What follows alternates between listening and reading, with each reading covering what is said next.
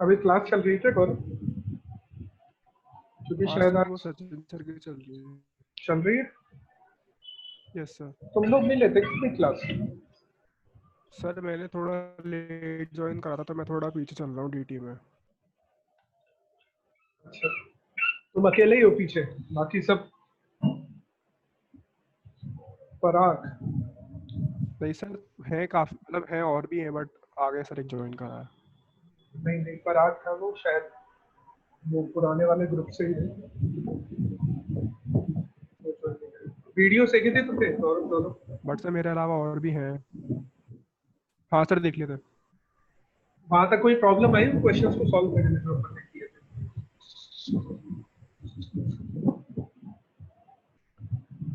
कुछ लगी क्या तुम्हें प्रॉब्लम उनमें?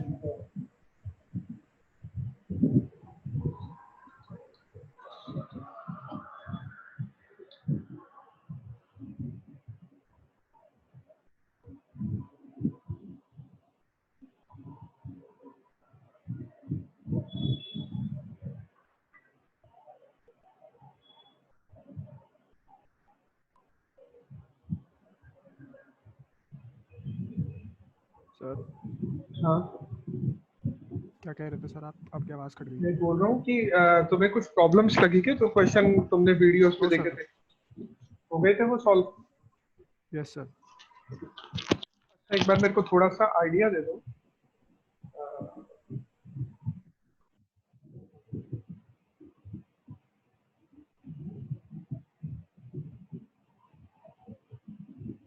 हमारे अलावा कोई आया नहीं अब तक।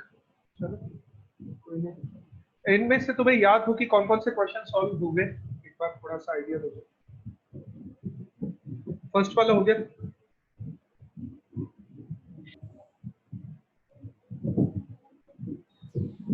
सर दो ही कराए थे वैसे तो आपने वीडियो में। हाँ, एक बार बता दो मेरे को कौन कौन से हो गए। एक तो सर एग्जाम्पल नंबर 8 है, पेज नंबर 90। नहीं नहीं, ये वाला देखो एक और बार, एक, ये वाला क्वेश्चन मेरे पास मॉड्यूल नहीं है शायद अभी।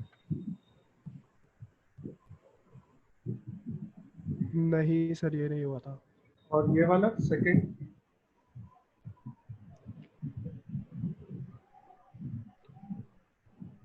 क्वेश्चन कहाँ से स्टार्ट है मॉड्यूल में क्यूइंग थ्योरी के, कौन से एग्जांपल नंबर से?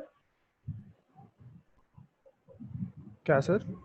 कौन से क्वेश्चन नंबर से स्टार्ट है मॉड्यूल में? क्या क्वेश्चन नंबर दे रखा है? मॉड्यूल में सर जो आपने करवाए थे उनका पूछ रहे थे सर आप? हम्म। एक तो सर एग्जाम्पल नंबर 8 कराया था, पेज नंबर 90 से।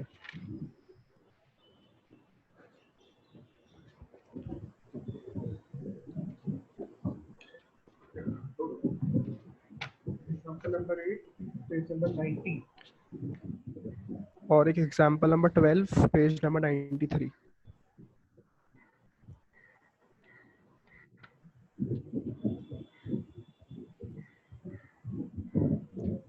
मतलब सर आपके मॉड्यूल में जो भी सामने प्रोजेक्ट हो रहा है उसमें से सेकंड वाला करा दिया था।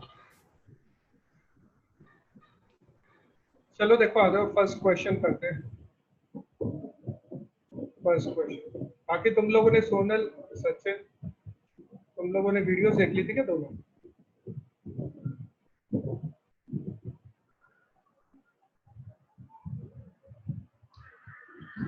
सोनल, सचिन, वीडियोस देख ली थी क्या तुम लोगों ने?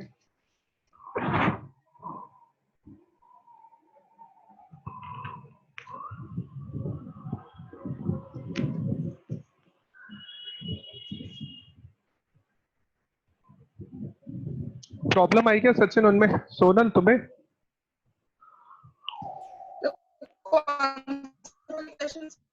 रिपीट कीजिएगा। तुम्हारी आवाज नहीं आ रही है सोनल सही ढंग से।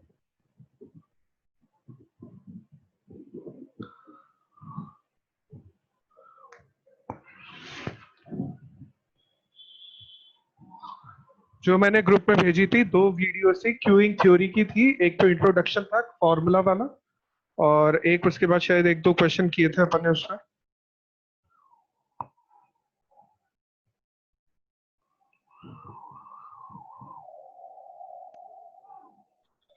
यस सर, वो दोनों तो हो गए। ठीक है, ठीक है। चलो देखो, आ जाओ अब अपन कुछ क्वेश्चंस की बात करते हैं। जैसे कि इलस्ट्रेशन नंबर 7 है,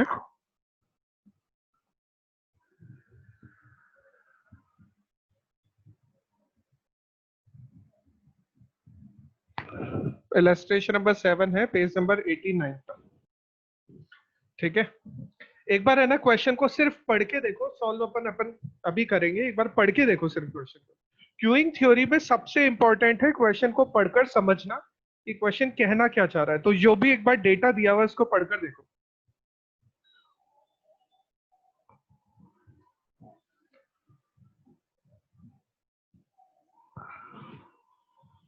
देखो डेटा के हिसाब से 16 कस्टमर तो हमारे पास आते हैं, यानी customer arrive at a bakery है ना, तो अराइवल रेट तो दे रखी है 16।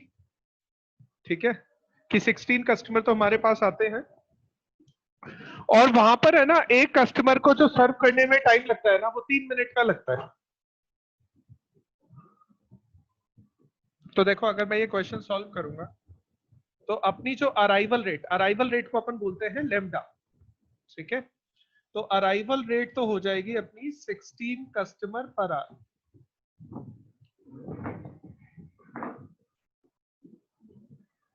अराइवल रेट हो जाएगी 16 कस्टमर्स पर आवर। एक कस्टमर की सर्विस करने में अपने को 3 मिनट लगते हैं, तो अपने को क्वेश्चन में सर्विस टाइम दिया हुआ है। सर तो 1 घंटे में 20 हो जाएगा ना? बिल्कुल, सर्विस टाइम है 3 मिनट्स पर कस्टमर। तो अपन 1 घंटे में कितने कस्टमर को सर्व कर देंगे, तो सर्विस रेट अपन फाइंड आउट करेंगे। अपने पास 60 मिनट्स है और एक कस्टमर को सर्व करने में 2 मिनट लगते हैं, सॉरी 3 मिनट लगते हैं। 3 मिनट्स पर कस्टमर, तो ये हो जाएगा अपना 20 कस्टमर्स पर आवर। ये आ गई अपनी अराइवल रेट और सर्विस रेट। सबसे पहले तो यही फाइंड आउट करनी होती है। अगर कभी क्यूइंग थ्योरी का क्वेश्चन सॉल्व कर रहे हो तो सबसे पहले तो अपने को अराइवल और सर्विस रेट ही चाहिए। जैसे इस क्वेश्चन में देखो, पहला क्वेश्चन बोल रहा है what are the arrival at service rate. ठीक है, अराइवल रेट भी आ गई, सर्विस रेट भी। Compute the average number of customer being served.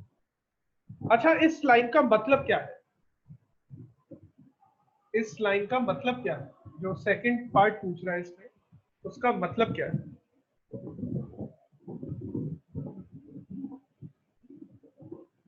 इसका मतलब ये है क्या कि कितने कस्टमर्स की सर्विस चल रही है at a particular time. Yes sir. कितने कस्टमर्स की सर्विस चल रही है। तो अगर तुम्हें थोड़ा याद हो तो मैंने तुम्हें यहाँ पर बताया था इसमें कि अपना जो सिस्टम बनता है ना, देखो पहले क्वेश्चन का आंसर तो यही हो गया, पहले क्वेश्चन में कोई प्रॉब्लम। दूसरे क्वेश्चन की बात कर रहा हूँ, अपना जो सिस्टम बनता है, सिस्टम को बनाने के लिए अपने को वेटिंग इन क्यू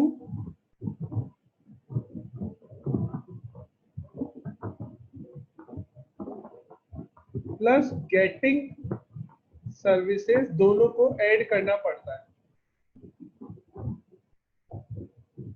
ठीक है, तो अपने पास इस क्वेश्चन में देखो, दोबारा से पढ़ के देखो इस क्वेश्चन को। Compute the average number of customers being served at any time. कितने कस्टमर्स की सर्विस चल रही है, मतलब क्वेश्चन है how many customers are getting service. ये वाला पार्ट हमसे पूछ रहे हैं, how many customers are getting service. अच्छा, सिस्टम में कितने कस्टमर है अपन कैसे फाइंड आउट करते हैं? Number of customer in system, ENS। Number of customers waiting in queue अपन कैसे फाइंड आउट करते हैं? ENQ। और ये हो जाएगा expected number of customers who are getting services, ENSCR। ठीक है, तो अपने को फाइंड आउट करना है ये वाली term, number of customers who are getting services. तो ENQ अपनी साइड चेंज करके इधर आ जाएगा। तो जब ENQ अपनी साइड चेंज करके इधर आ जाएगा तो ये हो जाएगा ENS minus ENQ is equal to number of customers getting service. अच्छा, इसमें कोई प्रॉब्लम है क्या? पहले तो ये बताओ। No sir. नहीं। अच्छा आप देखो, आप अपन को फाइंड आउट करना है सबसे पहले ENS।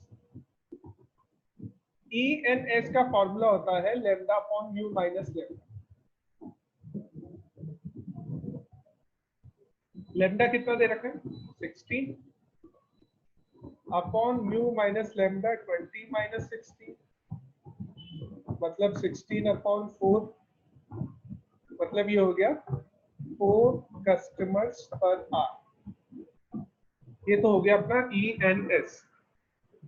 ठीक है, नेक्स्ट अपन बात करते हैं, अपने को एक और टर्म फाइंड आउट करनी है ENQ।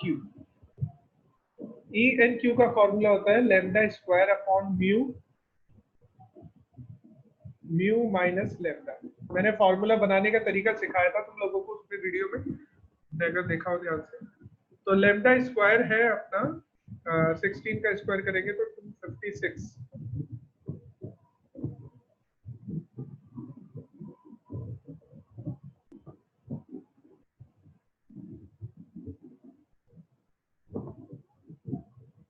अपॉन म्यू हो जाएगा 20 और 20 माइनस 16 यानी 256 अपॉन 80। कितना हो जाएगा 3.2। ये हो जाएगा 3.2 कस्टमर्स पर आवर।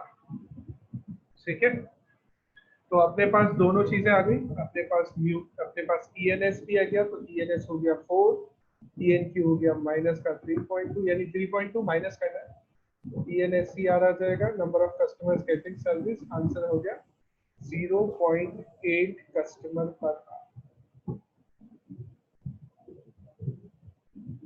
ये आंसर।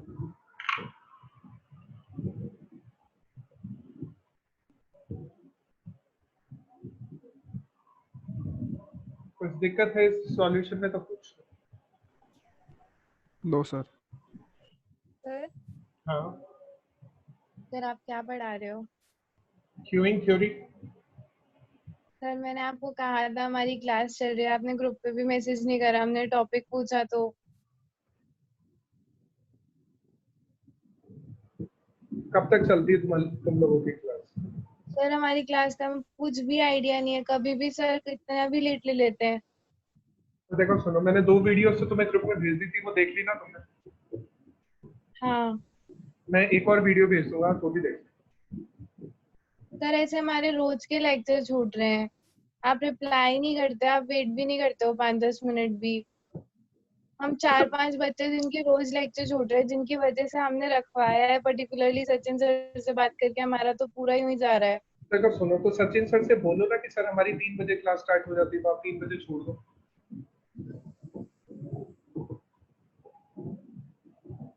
ठीक है सर, आप वीडियो भेज देना। तुम सचिन सर से बात नहीं करोगे लेकिन यार ये ना। सर सचिन सर बोलते हैं कि अब मैं भी तो पढ़ा रहा हूँ, बीच में थोड़ी छोड़ूंगा, सर को बोलो कि वेट करे और तो फिर या आप तो वेट ऐसे करते बोलो, या तो उनसे बात करके मेरा टाइम चेंज करवाओ,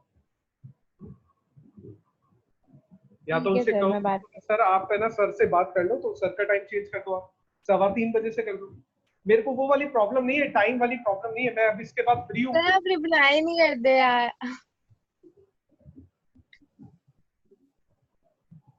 ठीक है सर, मैं बात करती हूँ, आप ग्रुप पे लेक्चर डाल देना। है ना?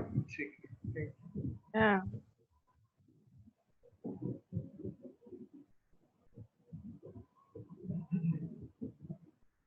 चलो नोट डाउन करो इसका सॉल्यूशन, ये सेकंड वाला है, और अगर कोई प्रॉब्लम है तो पूछ लो इसमें।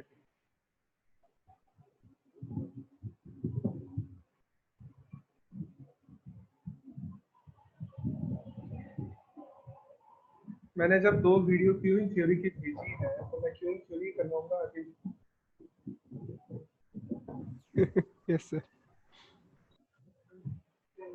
सर हम्म। सर क्वीन थ्योरी में तो नहीं, लेकिन जो असाइनमेंट है ना सर, उसको हम जैसे सॉल्व कर रहे हैं तो इसके पीछे का कुछ लॉजिक नहीं है क्या? बस हम जैसे स्टेप्स बताए गए वैसे ही सॉल्व करते जाना है?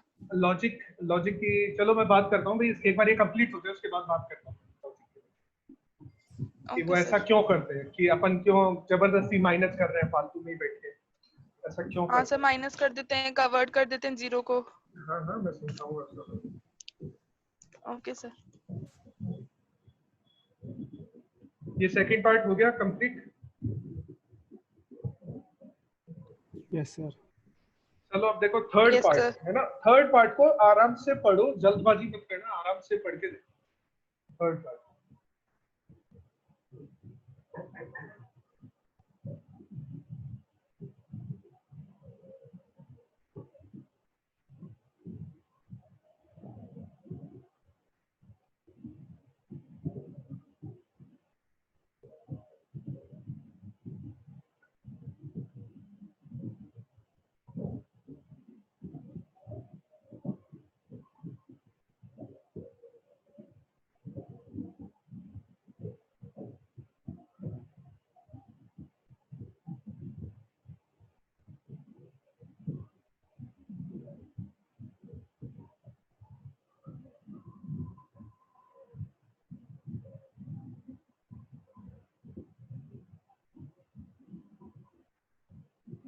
कर लिया, इतना पढ़ लिया। अब मेरे को यस सर। इस क्वेश्चन में तुम समझ के बताओगे क्या कि अपने को क्वेश्चन क्या क्या सॉल्व करना है इसमें?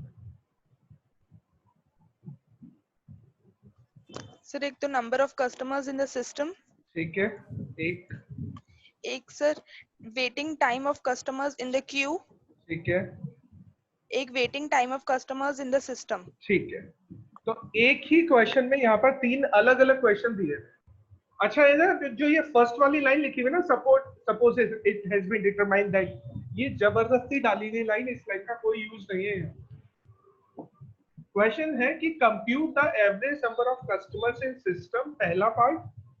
दूसरा part number of customers in queue, नहीं sorry waiting time in queue, और तीसरा पार्ट है वेटिंग टाइम इन सिस्टम। ऐसे 3 पार्ट है यार।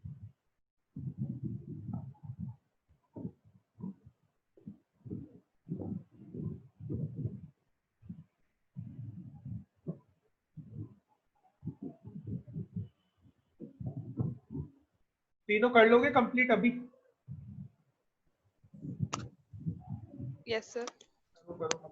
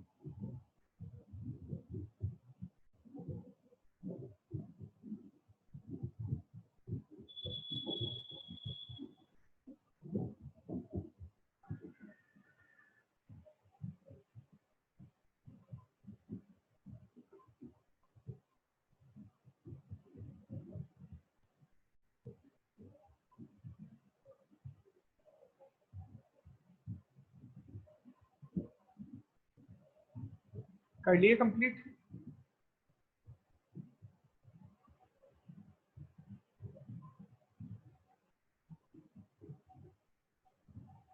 आंसर आ रहे हैं 4, 0.2 और 0.25।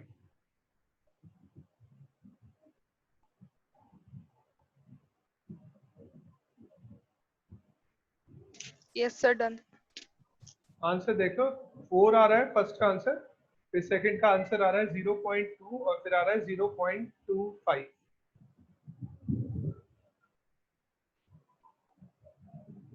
अच्छा, आंसर का जो मेजरमेंट लिखोगे वो क्या लिखोगे? पहला क्वेश्चन है नंबर ऑफ कस्टमर्स, तो 4 कस्टमर्स पर आवर। दूसरा Yes, sir. कस्टमर है वेटिंग टाइम, तो 0.2 0.2 hours or 12 hours per minutes. Customer और 0.25 आवर्स 12 पर minutes. कस्टमर। अब है ना, इन 15 आवर्स minutes. को है ना, आवर्स को चाहो तो मिनट्स में भी चेंज कर सकते हो, 12 मिनट्स और 15 मिनट्स कर सकते हो, 60 से मल्टीप्लाई करके। ठीक है। अच्छा अब मैं फोर्थ पार्ट में करवाता हूँ क्योंकि फोर्थ पार्ट थोड़ा सा अलग है। क्वेश्चन ये बोल रहा है कि determine the system utilization when m is equal to 1 2 3 7। आपने को फाइंड आउट करना है सिस्टम का यूटिलाइजेशन। फोर्थ पार्ट देखो, सिस्टम यूटिलाइजेशन का फॉर्मूला क्या होता है? Lambda upon mu.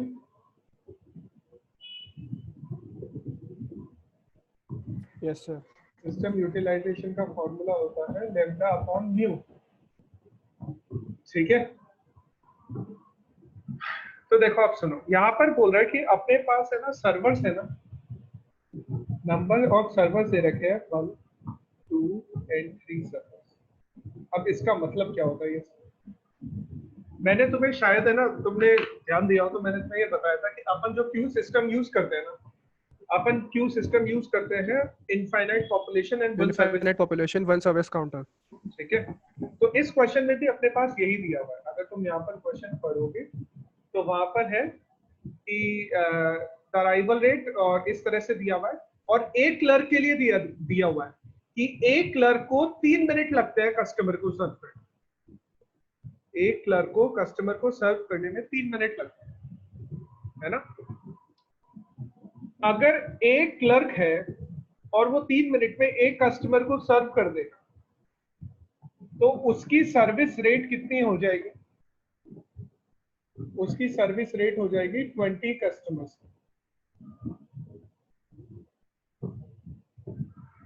अब तुमने एक की जगह 2 क्लर्क रख दिए, सर्वर मतलब यानी सर्व करने वाला एक और बढ़ा दिया तुम लोगों ने। तुमने एक और अपॉइंट कर लिया बंदा वहां पर। अब उससे एक चीज बताओ, क्या एक और सर्वर ऐड करने से ज्यादा कस्टमर आना स्टार्ट हो जाएंगे क्या? यानी कस्टमर्स की अराइवल रेट बढ़ेगी क्या? अपने एक और अगर अपन सर्वर ऐड कर दें, एक और अपन हेल्पर ऐड कर दें, तो क्या उससे ज्यादा कस्टमर आना शुरू हो जाएंगे?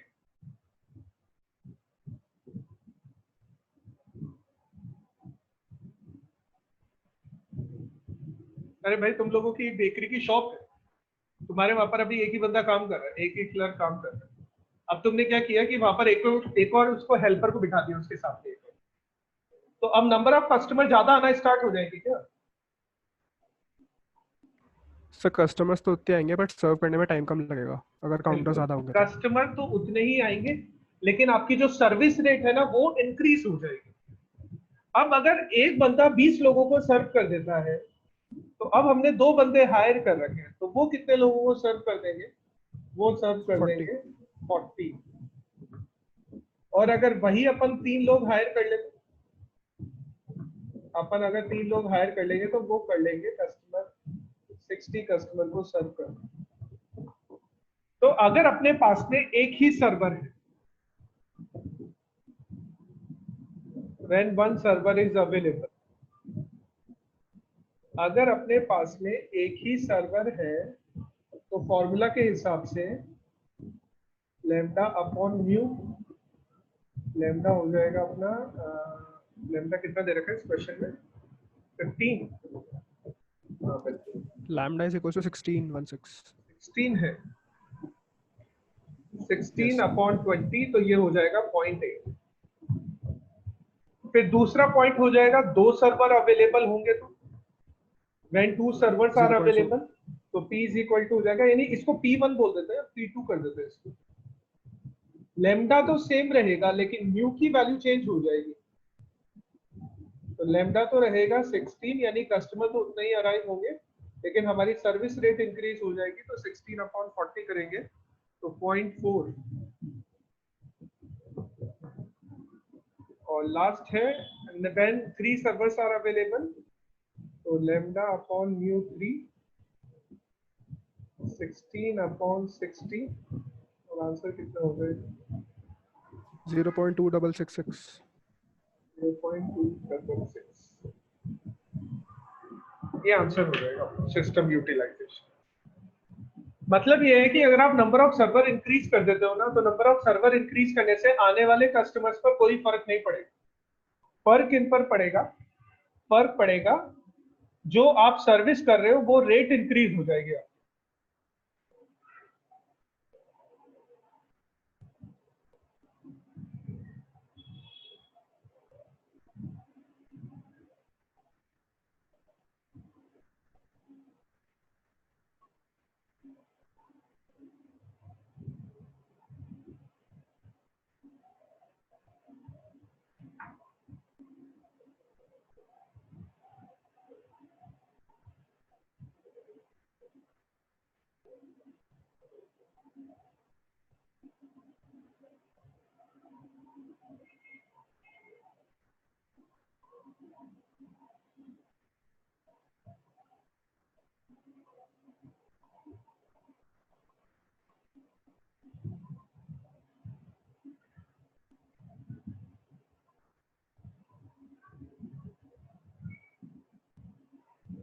कोई प्रॉब्लम है इस क्वेश्चन में?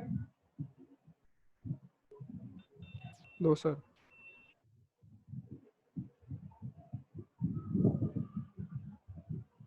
तो ये अपना फोर्थ पार्ट था इस क्वेश्चन।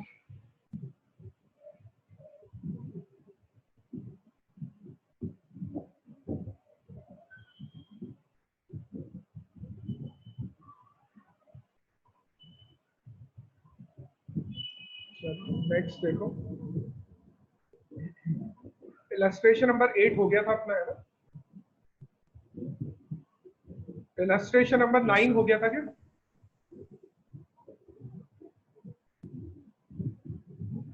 No sir. ठीक है, तो सॉल्यूशन मत देखना, सॉल्यूशन बिल्कुल गलत है। इलस्ट्रेशन नंबर 9 एक बार पढ़कर देखो, इलस्ट्रेशन नंबर 9 एक बार पढ़कर देखो।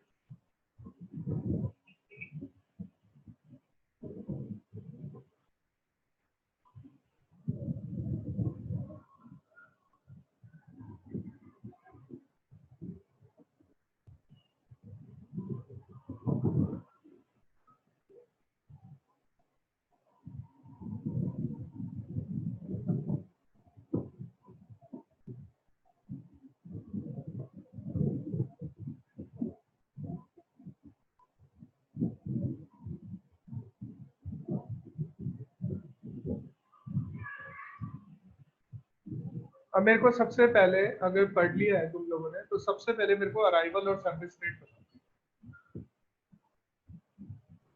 लैम्डा तो सर, लैम्डा आएगा 8 और म्यू आएगा 12। लैम्डा आएगा 8 और म्यू आएगा 12। सॉल्यूशन थोड़ी देखा तुमने? नहीं सर।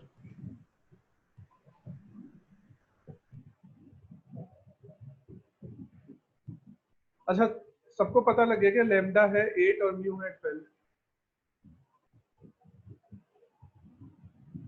या किसी को कोई दिक्कत है कि म्यू 12 कैसे हुआ? No sir, done. है ना? अच्छा, पहला क्वेश्चन है कि average number of cars in line, formula कौन सा लगेगा?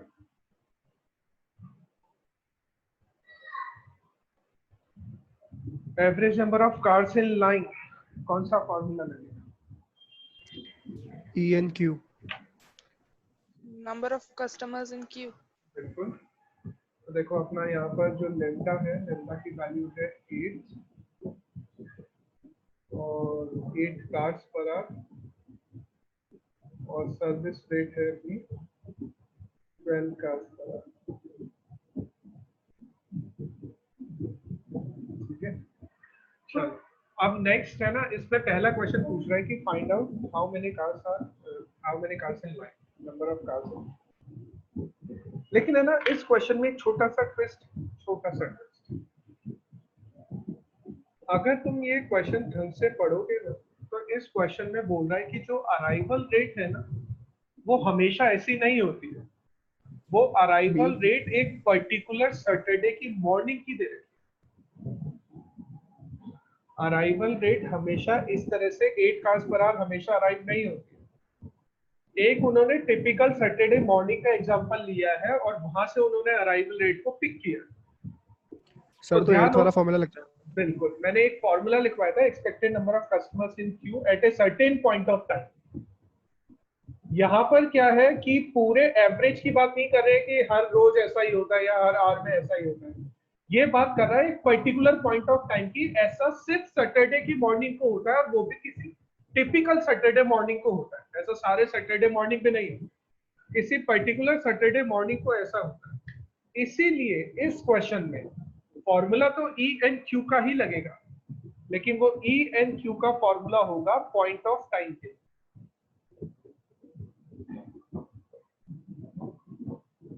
यानी 1/2 मल्टीप्लाई बाय ENQ, और ENQ का फॉर्मूला क्या होता है? Lambda square upon mu minus lambda.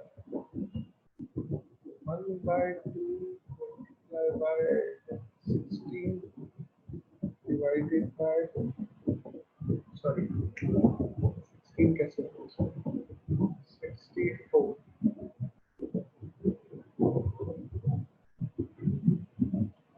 Mu कितना हो गया इसका सॉल्यूशन? 0.6666। 0.66। अब इसको क्या लिखोगे? नंबर ऑफ कार्स बोल रहा है ना, तो 0.66 कार्स पर आवर।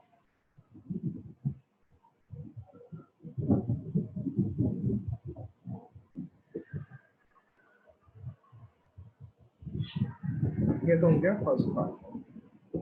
इसी क्वेश्चन का सेकंड पार्ट देखो। Average time cars spend in line and service, कौन सा फॉर्मूला यूज करें?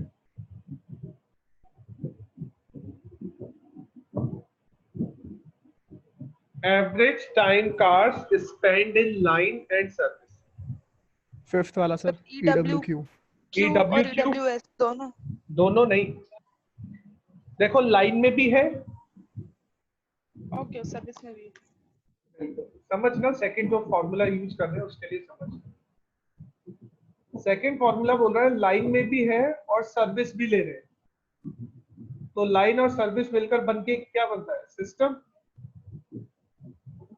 तो फॉर्मूला लगेगा EWS। दोबारा से पढ़ लो क्वेश्चन एक बार। Average time cars spend line में और सर्विस लेने में, दोनों में मिलाकर कितना टाइम स्पेंड किया? कार्स वेट भी कर रही थी और कार्स ने सर्विस भी ली, तो उसमें मिलाकर कितना टाइम स्पेंड हुआ? तो मतलब वो सिस्टम में स्पेंड टाइम की बात कर। तो सॉल्व कर लो। EWS लगेगा यहाँ पर फॉर्मूला, और आंसर देख लो कितना आता है।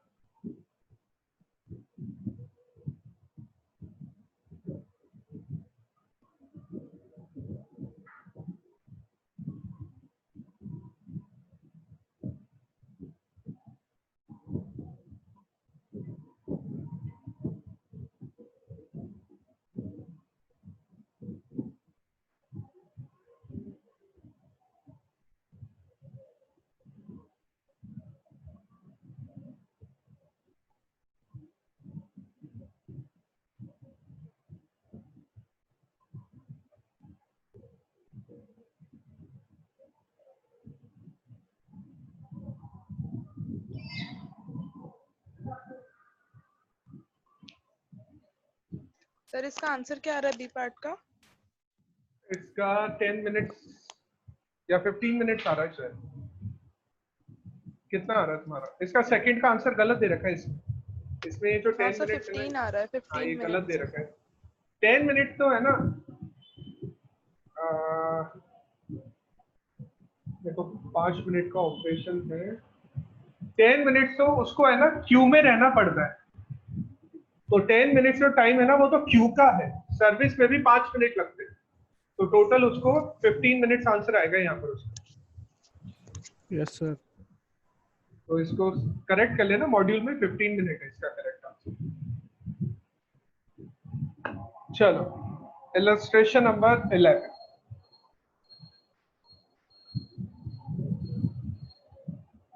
सीधी सीधी अराइवल और सर्विस रेट तो क्वेश्चन में गिवन है। Arrival rate is 2, service rate is 3। तो सबसे पहले लैम्डा और म्यू की वैल्यू लिखो। लैम्डा इज 2 और म्यू इज 3। अब यहाँ पे थोड़ा सा कॉस्टिंग वाला पार्ट डाल दिया। द आर्ली वेजेस पे टू अटेंडेंट, अटेंडेंट को हम पे कर रहे हैं 1.5 पर आवर, और machinist away from his work.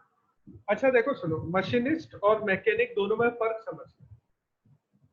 जैसे कि कंप्यूटर पर काम करने वाले को ऑपरेटर बोलते हैं और कंप्यूटर को सुधारने वाले को इंजीनियर बोलते हैं, ठीक है? वो सुधारने को तो कोई भी सुधार सकता है, लेकिन अगर जैसे ऑर्गेनाइजेशन में बात करें ना कि जो कंप्यूटर की रिपेयरिंग वगैरह करता है तो वो हार्डवेयर इंजीनियर होता है, ठीक है?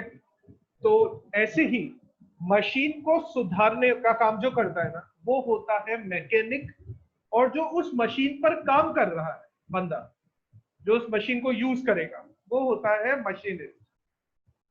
तो यहां पर दे रखा है कि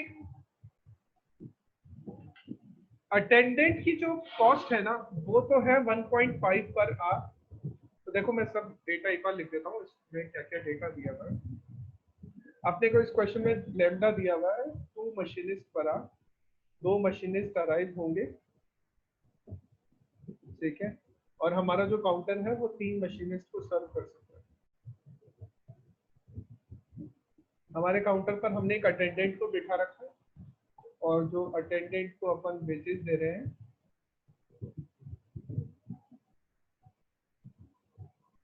वो है ₹1.5 पर आवर।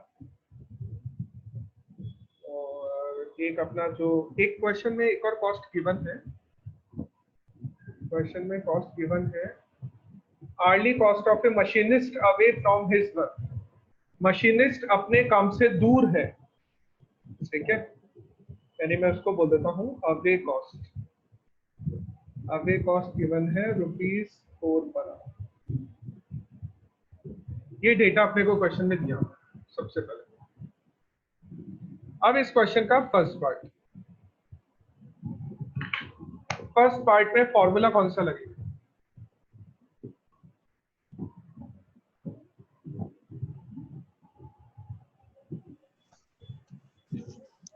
ये बीच में ना और लिखा हुआ है ना, और की जगह एंड कर लेना इसको।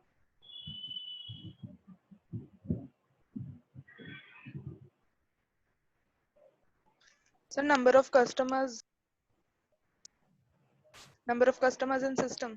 बिल्कुल, इसमें फॉर्मूला लगेगा number of customers in system, जिनकी सर्विस भी चल रही है और जो वेट भी कर रहे हैं, दोनों मिलाकर। और की जगह एंड कर लेना है यहाँ पर, ठीक है, और नहीं है यहाँ पर, ये एंड। तो पहला फॉर्मूला लगेगा ENS।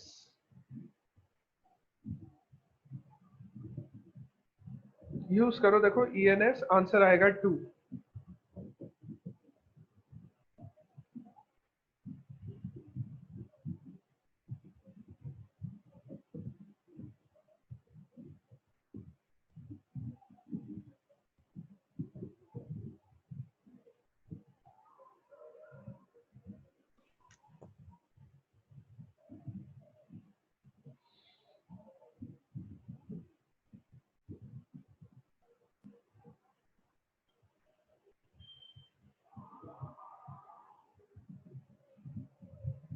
कर लिया? Yes sir. चलो सेकंड क्वेश्चन, कौन सा फॉर्मूला लगेगा? सचिन तुम बताओ, तुम नहीं बता रहे काफी देर से क्या तुमने बताया नहीं अब।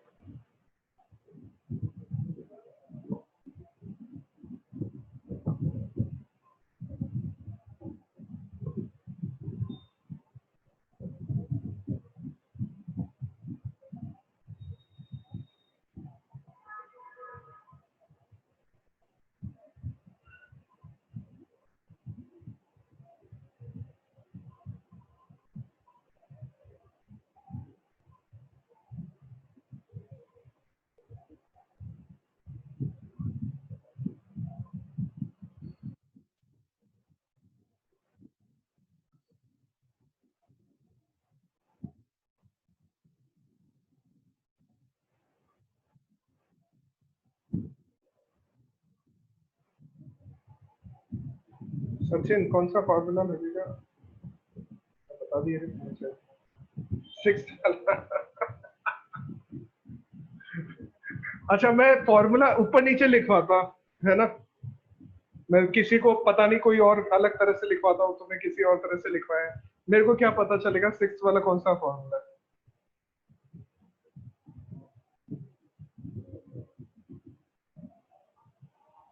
EWQ लगेगा या EWS लगेगा, इसमें से बता।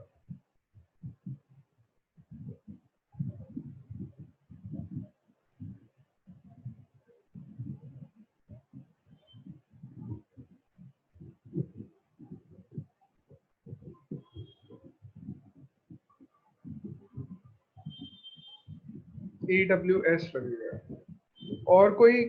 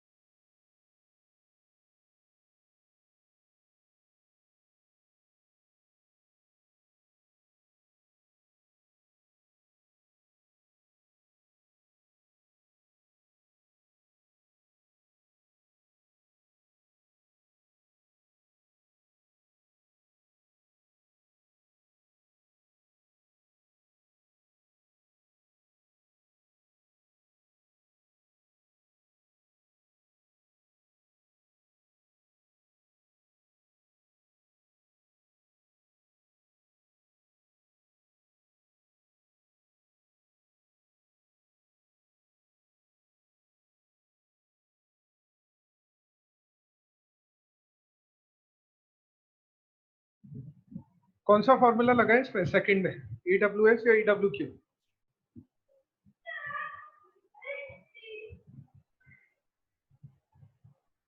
बिल्कुल बिल्कुल सचिन, EWQ लगेगा, क्योंकि हमें सिर्फ तब तक, हमें सिर्फ यानी सर्विस होने का वेट करना है, स्टार्ट होने का, ठीक है? तो उतना टाइम अपने को फाइंड आउट करना है, तो फॉर्मूला लगेगा EWQ। अच्छा, अब थर्ड और जो सबसे इंपॉर्टेंट क्वेश्चन है, क्यूइंग थ्योरी का अगर एग्जाम में 10 बार क्वेश्चन आया ना, हर एग्जाम में, हर मान लो हर अटेम्प्ट में मान लो तुमको क्यूइंग थ्योरी का क्वेश्चन आता है, क्योंकि वो 4 अटेम्प्ट में 3 बार आता है, तो मैं तो बोल रहा हूँ हर अटेम्प्ट में आता है क्यूइंग थ्योरी का क्वेश्चन। अगर क्यूइंग थ्योरी का 10 बार क्वेश्चन आया ना, तो 10 में से 7 बार इलस्ट्रेशन नंबर 11 ही पूछा गया है। इलस्ट्रेशन नंबर 11 10 में से 7 बार पूछा गया, ठीक है? तो ये थोड़ा सा ज्यादा इंपॉर्टेंट हो जाता है। अब जो इसका थर्ड पार्ट है वो बोल रहा है the total cost of operating the system for an 8 hours, 8 घंटे तक अपने को सिस्टम को ऑपरेट करना है, और उसका कितना खर्चा आएगा, ये क्वेश्चन सॉल्व करना है। तो अब जो थर्ड पार्ट है वो मैं सॉल्व करके बताऊं।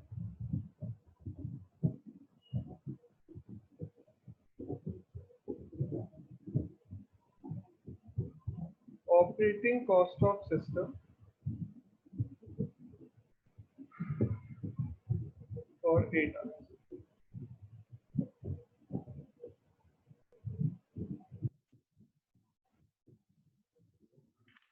अच्छा देखो, यहाँ पर है ना एक टर्म दी हुई है अपने को, away cost.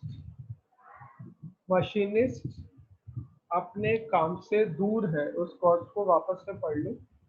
The hourly cost of a machinist away from his work, वो अपने काम से दूर है। मशीनिस्ट का काम होता है मशीन को ऑपरेट करना, ठीक है? अच्छा एक चीज बताओ, अगर मशीनिस्ट अपने टूल्स के लिए वेट कर रहा है, क्योंकि उससे आगे और कोई मशीनिस्ट लगा हुआ है वहां पर लाइन के अंदर, तो अगर कोई मशीनिस्ट अपने टूल्स के लिए वेट कर रहा है, तो क्या वो अपने काम से दूर है? Yes sir. मतलब एक ये बार फिर से है, रिपीट कीजिए। अगर कोई मशीनिस्ट अपने टूल्स के लिए वेट कर रहा है, मान लो 2 मशीनिस्ट एक साथ काउंटर पर पहुंच गए, तो मैं अभी फर्स्ट वाला मशीनिस्ट को वेट नहीं कर रहा है, फर्स्ट वाला मशीनिस्ट तो टूल्स ले रहा होगा, सेकंड वाला मशीनिस्ट वेट कर रहा होगा फर्स्ट वाले के टूल्स लेने का, कि कब वो टूल्स कंप्लीट करे, फिर मैं अपने टूल्स। यानी अगर कोई मशीनिस्ट लाइन के अंदर वेट कर रहा है या क्यू के अंदर वेट कर रहा है, तो क्या वो अपने काम से दूर है? हाँ सर। यानी मैं अगर ऐसा बोलूं, अगर कोई मशीनिस्ट क्यू में वेट कर रहा है, तो वो जो मशीन का ऑपरेशन वाला पार्ट है वो नहीं करता। अच्छा एक चीज और बताओ, क्या अगर वही मशीनिस्ट जब टूल्स ले रहा है, तब वो अपने काम से दूर है क्या? सर मतलब पूरे सिस्टम ही हो गया ना। मैं तो ये पूछ रहा हूँ एक बार कि अगर वो मशीनिस्ट अपने टूल्स ले रहा है, तो क्या वो अपने काम से दूर है क्या जब उसको टूल्स मिल रहे हैं? Yes sir. सोनल, सचिन?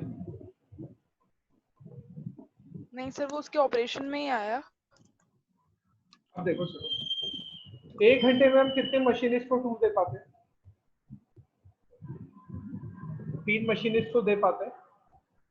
यानी अगर मैं तुम्हें एवरेज की बात करूं, तो एक मशीनिस्ट को टूल्स देने में अपने को 20 मिनट लग जाते हैं, 20 मिनट्स लगते हैं, ठीक है ना? दिक्कत है क्या इसमें? No sir. हम जो काउंटर हमने बना रखा है, उस काउंटर पर 1 घंटे में 3 मशीनिस्ट को सर्व कर देते हैं, तो एक मशीनिस्ट को सर्व करने में अपने को 20 मिनट लगे। तो अगर एक मशीनिस्ट को सर्व करने में अपने को 20 मिनट लग रहे हैं, तो वो 20 मिनट तक मशीनिस्ट मशीन को ऑपरेट कर रहा है या नहीं कर रहा है? ये बताओ, जितने टाइम में उसको टूल्स मिल रहे हैं। हाँ तुम्हारा तो ठीक है गौरव, एक बार सोनल तुम दोनों बताओ। नहीं क्या सर, सब उस टाइम पे नहीं ऑपरेट कर रहा। नहीं कर रहा ना, तो मतलब इसका मतलब ये है कि वो अपने काम से दूर है।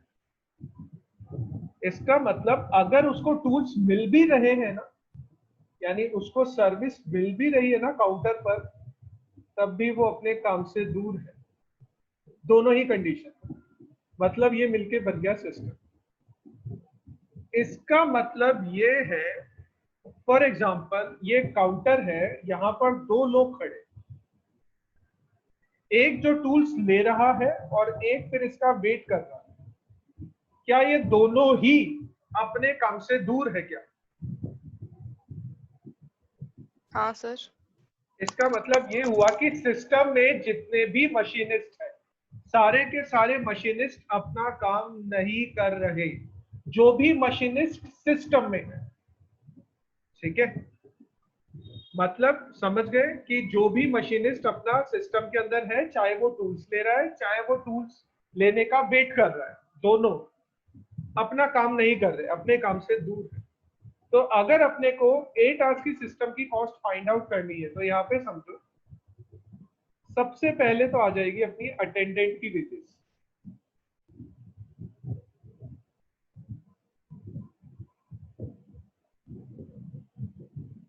देखो, अटेंडेंट को अपन पे कर रहे हैं ₹1.5 पर आवर, और 8 घंटे अपन उससे काम करवाने वाले हैं, तो मतलब अपन अटेंडेंट को पे कर रहे हैं टोटल ₹12, 8 घंटे ₹12 पे कर रहे हैं। अब बात कर लेते हैं अवे कॉस्ट। दोबारा से मैं पढ़वा देता हूं एक बार क्वेश्चन। क्या अवे कॉस्ट जो ₹4 या ₹4 गिवन है, वो एक मशीनिस्ट के लिए है या वो सारे मशीनिस्ट के लिए?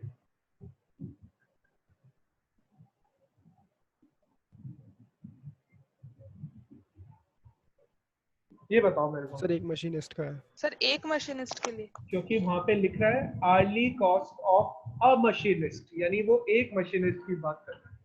यानी जो ₹4 पर आवर आर्ली कॉस्ट है ना, ₹4 पर आवर, ये एक मशीनिस्ट के लिए है, पर मशीनिस्ट। तो दूसरी अपनी यहाँ पर जो कॉस्ट अकर होगी, वो कॉस्ट अकर होगी अवे कॉस्ट। अवे कॉस्ट कैसे अकर होगी? सिस्टम में जितने भी मशीनिस्ट है वो काम नहीं कर रहे, तो number of machinist in system, और उसकी कॉस्ट लगेगी ₹4 पर आवर, और ऐसा अपने को 8 आवर्स के लिए करना है। तो सिस्टम में कितने मशीनिस्ट हैं? अभी तुमने ऊपर क्वेश्चन सॉल्व किया, 2 मशीनिस्ट आए थे फर्स्ट पार्ट में, into ₹4 per hour for 8 hours, तो कितना हो जाएगा? 64, और टोटल कॉस्ट हो गई अपनी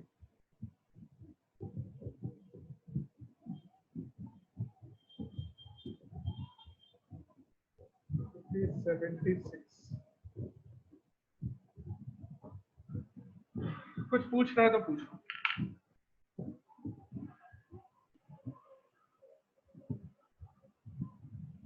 ये क्वेश्चन हर बार एग्जाम में पूछा जाता है, यानी मैंने बताया ना 10 में से 7 बार, तो मैं तो इसको इस प्रोबेबिलिटी के हिसाब से तो मैं यही मानूंगा ये क्वेश्चन हर बार एग्जाम में आएगा।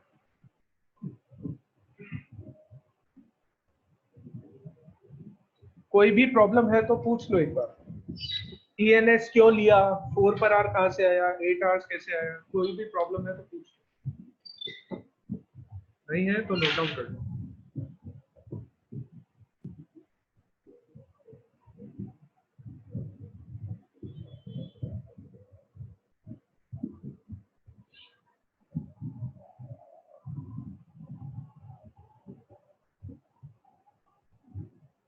सर सर ये जो अवे कॉस्ट है, ये एक तरीके से अपॉर्चुनिटी कॉस्ट हुई ना? एक तरह से तुम अपॉर्चुनिटी कॉस्ट बोलते हो, ऑपरेशन मैनेजमेंट में अपॉर्चुनिटी लॉस बोला जाता है।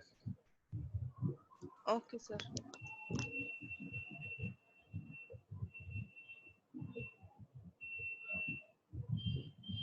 इसका मतलब ये हो गया कि अगर वो मशीनिस्ट काम कर रहे होते ना, तो ₹4 कमा के दे रहे होते,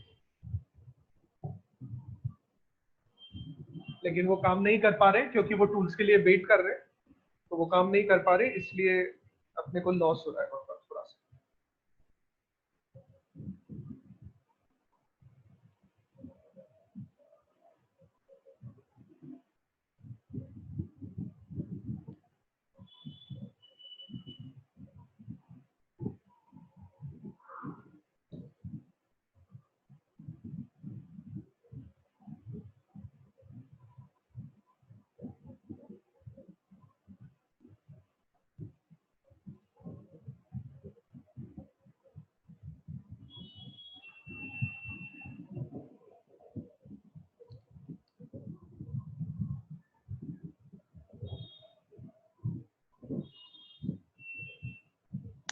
डन सर।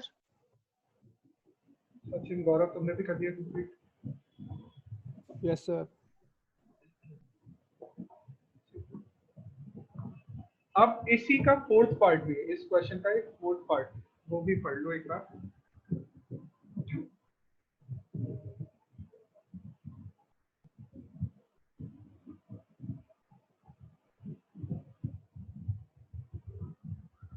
अब सर आपने इसमें क्या m किया? इक्वल्स टू 2 हो जाएगा ना? हाँ m इक्वल्स टू 2 हो जाएगा ना? हाँ बिल्कुल, m इज इक्वल टू 2 हो जाएगा, लेकिन यहाँ पर वो वाला कंसेप्ट नहीं, थोड़ा सा अलग है यहाँ पर।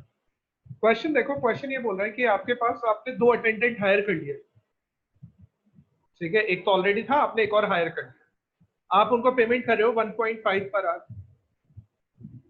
और each able to serve an average 2 per our. एक बंदा 2 लोगों की सर्विस कर देगा, यानी आपने जो 2 अटेंडेंट हायर किए ना, देखो समझो, देखो मैं ये सारा डेटा एक बार कॉपी कर रहा हूँ फोर्थ पार्ट के लिए।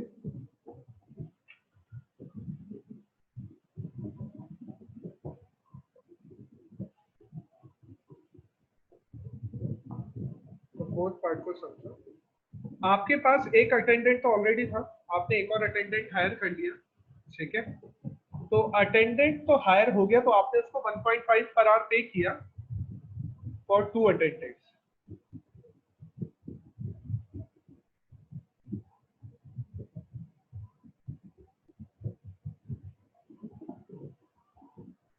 ठीक है, साथ में ये भी बोल रहा है कि एक बंदा 2 लोगों को सर्व कर देगा।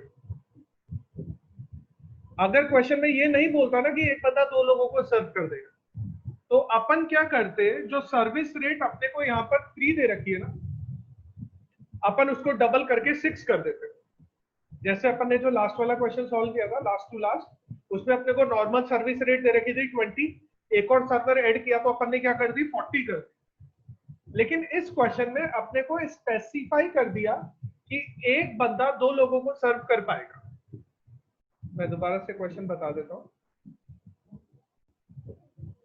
Each able to serve 2 per our, ठीक है, एक जो अटेंडेंट है वो 2 लोगों को सर्व कर पाएगा, तो उनकी जो सर्विस रेट होगी ना, या हमारे काउंटर की जो सर्विस रेट होगी, वो होगी 4 मशीनिस्ट पर आवर। हमारे जो काउंटर की सर्विस रेट होगी वो होगी 4 मशीनिस्ट पर आवर, ठीक है। तो अपने को वही क्वेश्चन सॉल्व करना है, अपने को सिस्टम कॉस्ट निकालनी है यहाँ पर भी 8 आवर्स के। अब 8 आवर्स के लिए जो सिस्टम कॉस्ट निकालेंगे, उसमें सबसे पहले अटेंडेंट की वेजेस का पेमेंट कर देंगे, सीधा सीधा है वो, तो अटेंडेंट्स वेजेस, देखो 1.5 पर आवर पे कर रहे हैं, हमारे पास 2 अटेंडेंट हैं और हम उनको पे कर रहे हैं फॉर 8 आवर्स, तो अटेंडेंट की वेजेस तो हो जाएगी ₹20, ठीक है। दूसरी बात करते हैं अपन अवे कॉस्ट, कितने मशीनिस्ट अवे हो गए अपने वर्क से, उसको फाइंड आउट करने के लिए सॉल्व करेंगे ENS, और हर एक मशीनिस्ट को पे करना पड़ता है ₹4 पर आवर, यानी कॉस्ट लग जाती है हमारी, और इनटू 8 आवर्स के लिए। तो यहाँ पर अपने को ENS सॉल्व करना पड़ेगा, ध्यान देना। लास्ट में तो अपन ने इसलिए सॉल्व नहीं किया था क्योंकि उसका जो ENS है वो अपन ने फर्स्ट क्वेश्चन में यानी कंप्लीट कर दिया था। इस क्वेश्चन में अपने को ENS सॉल्व करना पड़ेगा। तो ENS का फॉर्मूला होता है lambda upon mu minus lambda into ₹4 for 8 hours।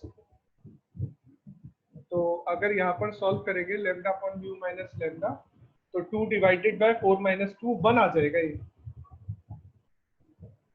1 machinist per hour into 4 into 8, तो ये हो जाएगा टोटल 32। सिस्टम की टोटल कॉस्ट हो जाएगी 56।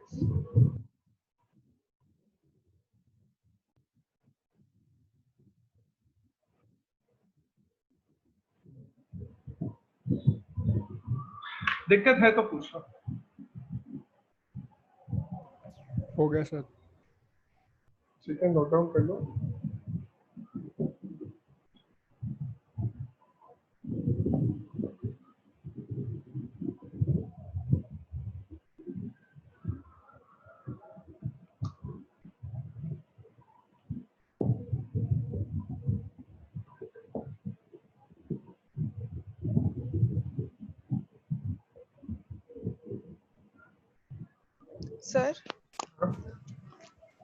सर एक चीज, वो पॉइजन डिस्ट्रीब्यूशन और एक्सपोनेंशियल डिस्ट्रीब्यूशन बताइए।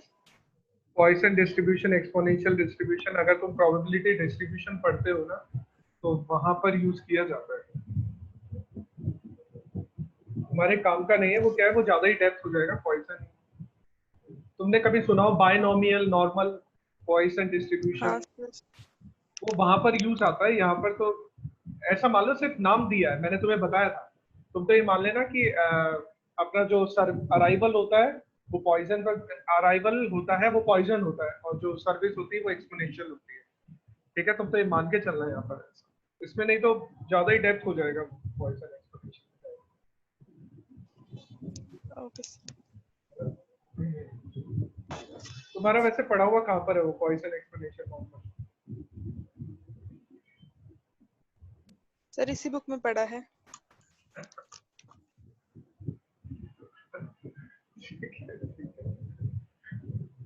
अच्छा देखो, एक जून 2018 में आया हुआ क्वेश्चन है, मैं दिखाता हूँ तुम लोगों को। देखो ये रहा क्वेश्चन है, 8 मार्क्स का क्वेश्चन है, जून 2018 का क्वेश्चन है। पढ़ के देखो इसको एक बार और तुम्हें पता लगेगा सेम ऐसा ही क्वेश्चन।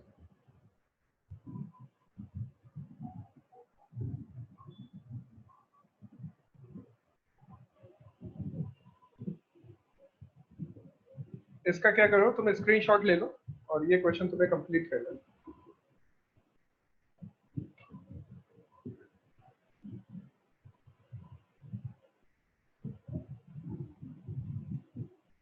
अच्छा, एक चीज और छोटा सा है पार्ट,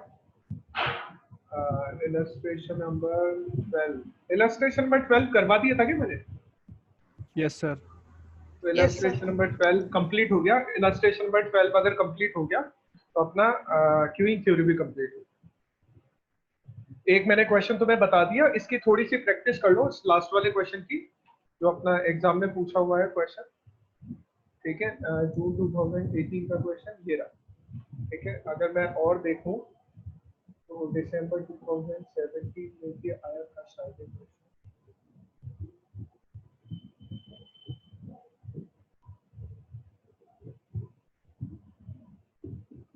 नहीं, दिसंबर 2017 में थोड़ा सा डिफरेंट क्वेश्चन था, क्यूइंग थ्योरी का ही, लेकिन वैसा नहीं था। ठीक है, इसमें तो बस नॉन एमटीक्यू निकालना है, क्यू लेंथ निकालनी है, यही है इसमें कुछ खास नहीं। तो देखो 9 नंबर का क्वेश्चन है, 9 मार्क्स का फ्री का क्वेश्चन है। ठीक है, तो ये भी एक बार तुम स्क्रीनशॉट ले लो, इसको भी सॉल्व कर लेना एक बार। अच्छा, आप बात कर रहे थे तुम्हारी सोनल उसकी प्रॉब्लम की, असाइनमेंट में ऐसा क्यों करते हैं, ऐसा किया क्यों जाता है? असाइनमेंट है ना एक तरह की मैट्रिक्स है, अगर तुम ऑब्जर्व करोगे तो वहां पर अपन रो और कॉलम दोनों यूज करते हैं। तो उस मैट्रिक्स में है ना अपन को एक ऐसा पॉइंट चूज करना पड़ेगा जो एफिशिएंट, और उस एफिशिएंट पॉइंट को चूज करने के लिए तुमने ध्यान दिया हो तो अपन रो का डिडक्शन भी करते हैं और अपन कॉलम का भी करते हैं। हाँ सर। तो हर एक रो हर एक कॉलम में एक एक जीरो एटलीस्ट आ ही जाता है वहां पर। देखो मैं तुम्हें थोड़ा सा मैं बताऊं, शायद मेरे पास क्वेश्चन सॉल्व किए होंगे। हाँ सर, वो जो मिनिमम नंबर लेते हैं तो वो उसमें से वही जाएगा तो 0 आ जाता है। हाँ हाँ वो ठीक है, लेकिन मैं एक्चुअली क्या है बताना चाहता हूं।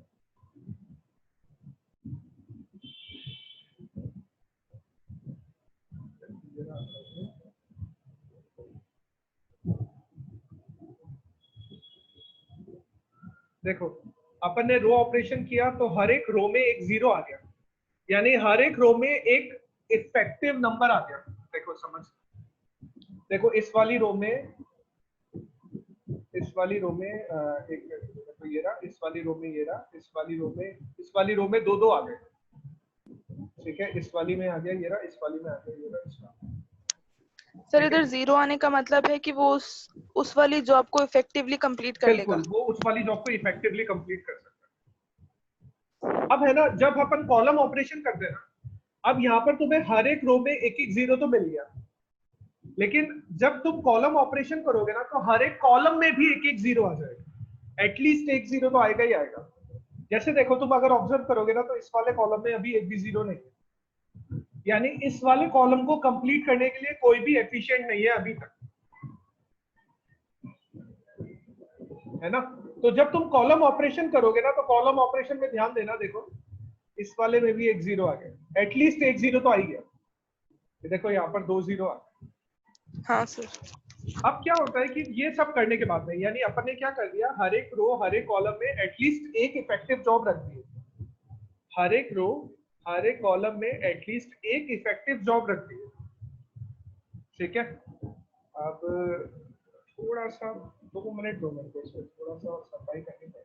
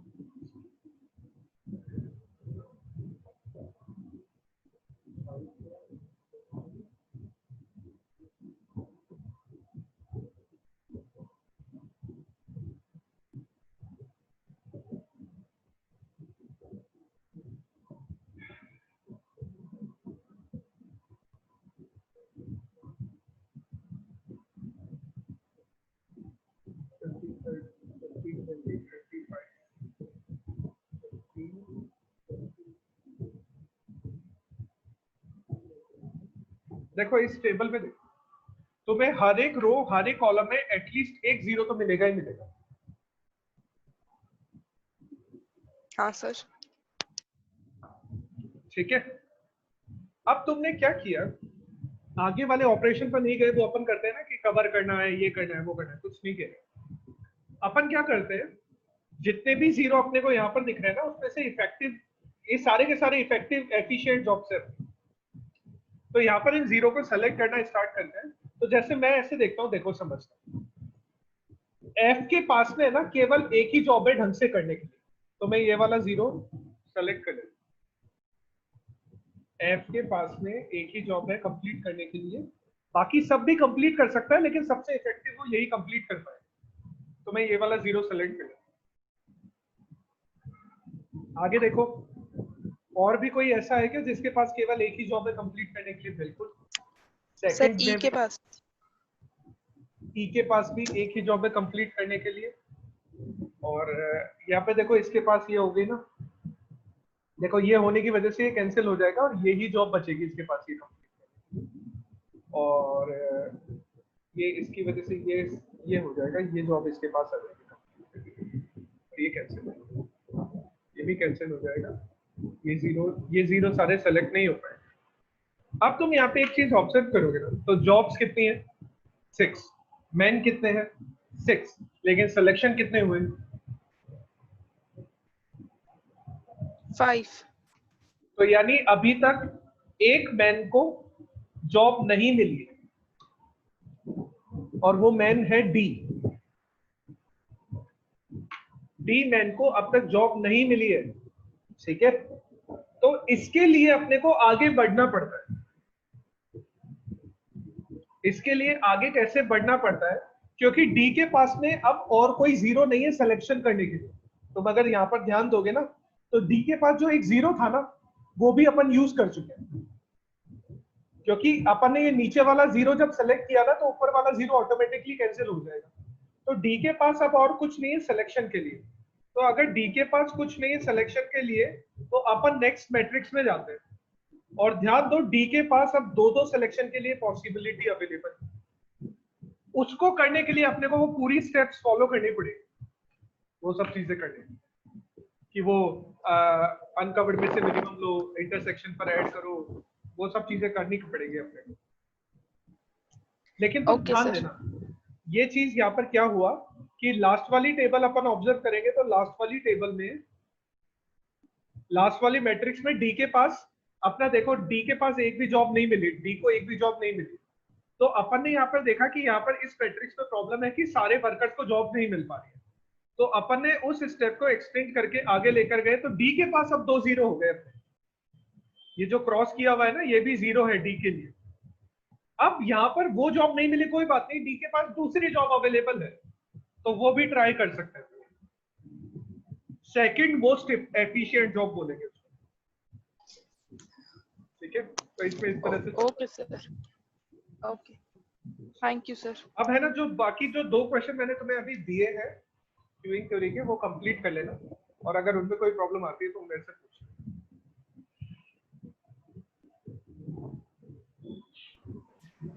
Thank you sir.